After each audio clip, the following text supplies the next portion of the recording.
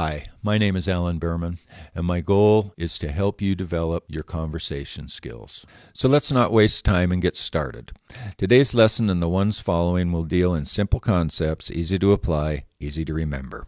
We've broken this information down into several easy to listen to steps or concepts that can serve you like tools in a toolbox. And my background is in sales, so many of the examples I use will be drawn from over 35 years of sales experience. Common sense, things to keep in mind when you're in conversation with somebody.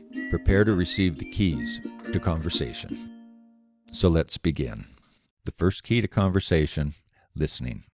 There are only one or two skills that you need to develop and work on to be a good conversationalist.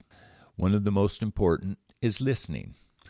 Too often, people will find themselves thinking of what to say in a conversation rather than listening to what is being said.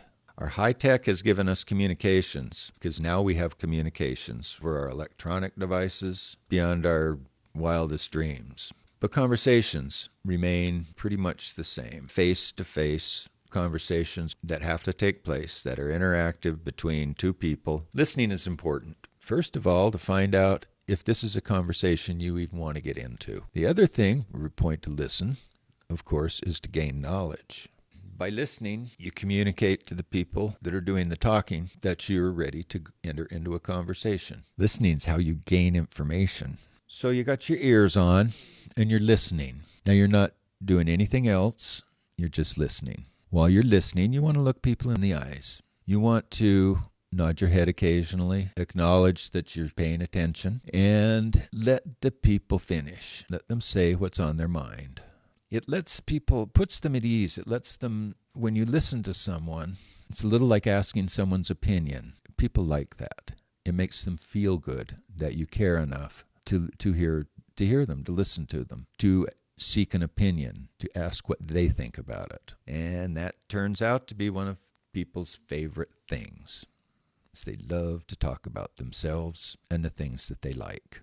I say, when I was at the university, one of my instructors was a real stickler about listening and following directions. And he gave a final one year. He gave the instructions to read. He said to the class as he handed out the test, read the entire exam before you begin. Well, those who read the entire exam found out that at the very end of the exam, the last question or the last thing you had to do was write your name and date at the top of the exam and hand it in. That's all. Well, there were people who were there 20, 30 minutes before they got to that part of the test that said they didn't have to do anything except just turn it in. That's a true story. Listening. How many times have you been in a situation where someone came up to you and just started letting you have it? Just letting you have it. Just talking at you. You find it a lot in politics. You find it a lot in relationships. That for whatever reason, maybe it's fear of being wrong, fear of losing an argument, or maybe they're trying to convince or persuade. But they're talking at you. They're not talking to you. They're talking at you. It's a very different kind of thing. You want to be aware of when that's happening because that might not be a conversation you want to get into. You might want to just back away from that one for a little bit. You'll know by listening what kind of conversation you're about to have. So you can learn a lot just by not talking. When I was a kid, they used to send us outside to listen to the grass grow. Well, that didn't make much sense to me at that time, but it was pointed at getting me to shut up and stop talking. Just listen to stuff for a while, how important that was. There's two parts to the conversation. There's a send and there's a receive. It might seem a little counterintuitive that one of the most important parts of conversation is to listen and not talk. Good conversationalist listens well and speaks well. So for today, your assignment is to go out and listen to people. Just listen. Listen to the people you interact with every day. Just listen to what they're saying. You might find it quite amusing when you hear what it is they're actually saying that you just hadn't been paying attention to before because you weren't listening. It's usually funny. It's usually pretty amusing. They talk without thinking. It's a difficult subject to talk about because it's somewhat abstract. So passive. This is a skill, and it's an art that will improve your conversation skills as much as anything else you do. That's why it's lesson number 1. It's a difficult thing sometimes to consider how important it is because it appears to require very little on behalf of the listener. But there are things that you can do. There are tools you can use to help you get through to the next stage of your conversation.